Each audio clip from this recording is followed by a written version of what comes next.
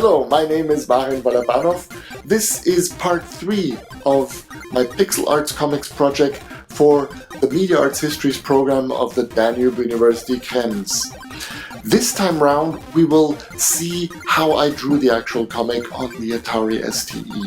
We will take a look at how the composition happened, we will take a look at how all the pixeling happened, and I'm really excited to show you the finished product. So this is the printout in black and white. I drew it in color, but we'll take a look at the actual color images a little bit later in the video.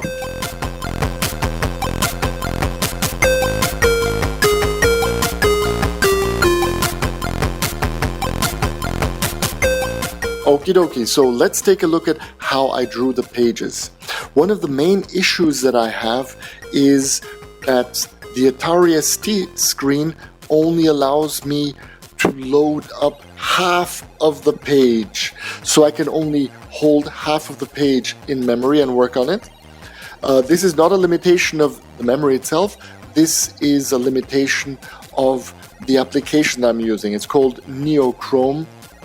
It used to be a public domain application, but then it was expanded by a demo group.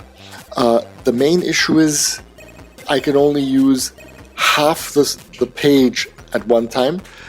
And to make matters even worse, I can only see half of the screen with all the tools on the screen at the same time.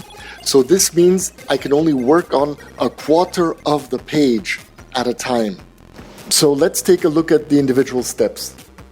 In this accelerated screen recording, I'm first cleaning up the scanned lines and then filling the large colored areas. Unfortunately, this means I also have to clean up some of the lines because there are stray dots. In the next step, I shade the shadows and spot the highlights. This gives me one base color, the main gray of the mouse, and two highlight colors and one dark shadow color.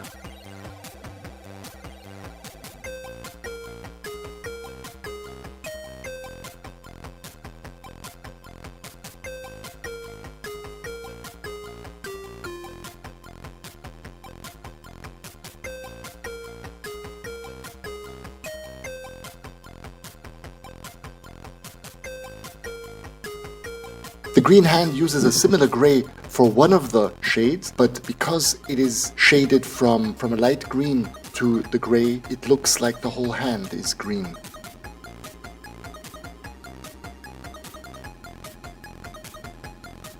The highlights of the hand are yellow.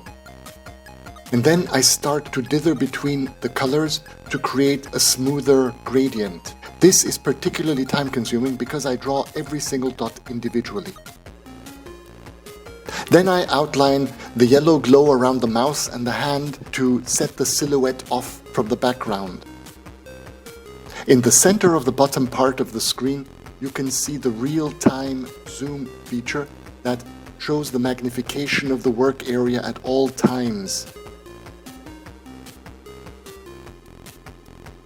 After dithering all the shades, I start with the anti-aliasing, where the harder edges are softened by drawing intermediary colors between the hard edges and their background.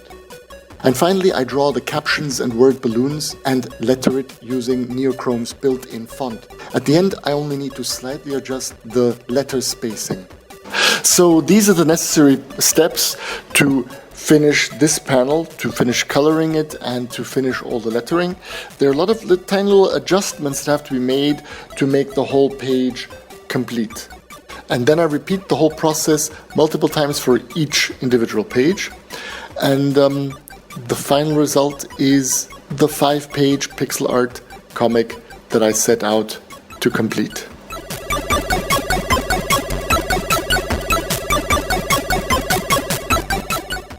And this is the final pixel art comic. It is based on an old joke about intelligence services where 3 competing services look for a quarry. The final contender tortures an innocent bystander to get a false confession. This joke has emerged in many totalitarian states, but in this particular version, I use just alien beings with superpowers to prevent any political leaning. Even though I could only use 16 colors and the resolution is much lower than what would be necessary for a professional print job, the comic works quite well.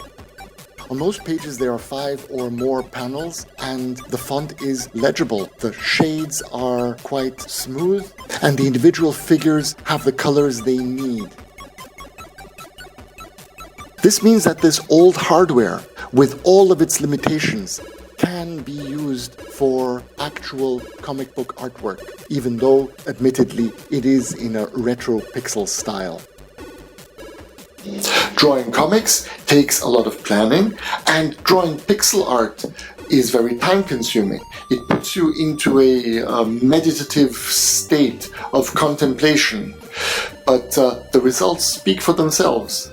Thank you for accompanying me on this journey from the initial sketch to the finished pixel art comic.